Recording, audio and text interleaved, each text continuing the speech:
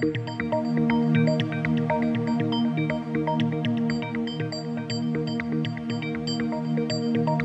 To రచ్చ media.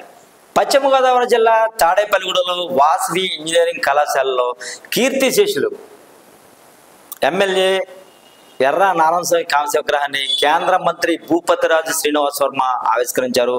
అనంతరం నారాయణస్వామి పేరు మీద ఉన్న ఆడిటోరియంని రిబ్బన్ కత్తిరించి ప్రారంభించారు. Tadepalligudem MLA Bolisetti Srinivas, Tanuku MLA Armilli Radhakrishna, BJP incharge Eethakota Tataji, Tadepalligudem TDP incharge Valavala Babji తదితరులు పాల్గొన్నారు.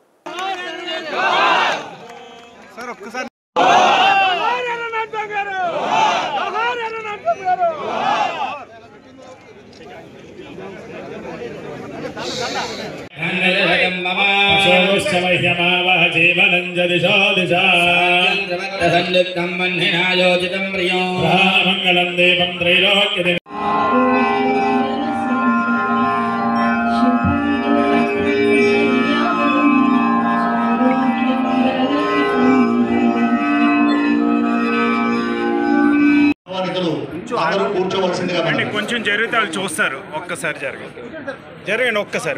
సాంప్రదాయ నృత్యంతో వేదికను శోభాయమానం చేయడానికి వాసవి కళాశాల విద్యార్థిని కుమారి అక్షయ్ను వేదిక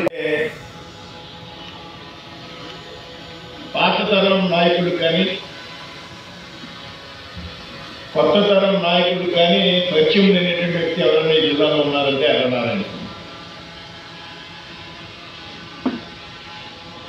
ఒక లెజెండ్ ఈ జిల్లాలో అన్నారండి. వివాద రహితుడు, జమీందారీ కుటుంబంలో జన్మించి ఆయన వ్యక్తిత్వాన్ని మనంతా కూడా ఒకరోజు స్మరించుకోవాలి. నాకు చాలా సాహిత్యంగా ఉండేటువంటి వ్యక్తులు ఎర్ర నారాయణ స్వామి గారు. జమీందారీ కుటుంబంలో జన్మించి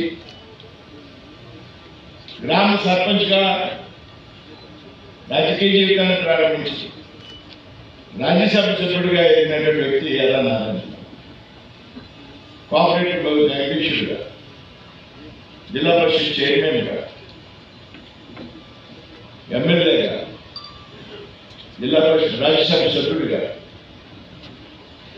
ఉన్న పార్టీలోనే కాదు అన్ని పార్టీలతో గౌరవించదగ్గటువంటి వ్యక్తి ఎర్రనారాయణ. ఇక్కడ ఎర్రనారాయణ స్వామి యొక్క ప్రేరణ కారణంగా ఇక్కడ కళాశాల ఏర్పాటు చేసినటువంటి విషయాన్ని పెద్దలందరూ చెప్తున్నారు. అంటే ఆయన ఆలోచన ఉన్నతమైనటువంటి చదువు చదువుకున్నటువంటి వ్యక్తి, ఎంఏబిఏ.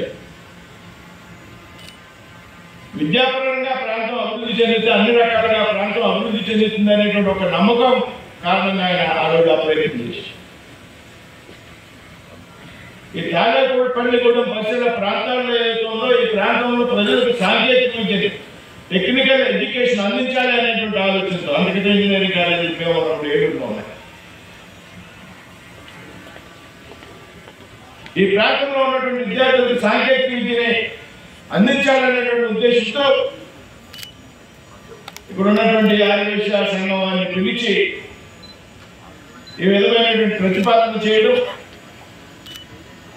వారు దానికి అనుగుణంగా ఈ 18 మంది ఎవరైతే సభ్యులు ఉన్నారో వారంతా కూడా ఈ కళాశాలను ప్రారంభించేటువంటి సంగతి చెప్తున్నారు.